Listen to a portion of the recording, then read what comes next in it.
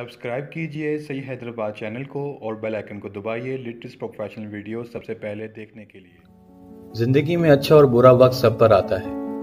एक दिन मैं बहुत परेशान था। बस से उतरकर जब जेब में हाथ डाला, मैं चौंक पड़ा। जेब कट चुकी थी। जेब में था भी कुल 1100 रुपये और एक खत जो मैंने माँ को लिखा था कि मेरी नौकरी छूट गई है, अभी पैसे नहीं भेज पाऊंगा। 2 दिन से खत जेब में पड़ा था, पोस्ट करने को मन ही नहीं कर रहा था। 1100 रुपये जा चुके थे। फिर 1100 रुपये कोई बड़ी रकम नहीं थी, लेकिन जिस पर जिम्मेदारी हो, इसके साथ साथ नौकरी छूट गई हो, उसके लिए 1100 रुपये 11 लाख से कम नहीं होते। कुछ दिन गुजरे, माँ का खत मिला। पढ़ने से पहले मैं बहुत सहम गया। जरूर पैसे भेजने को लिखा होगा, लेकिन खत पढ़कर मैं एक बार फिर से चौंक गया।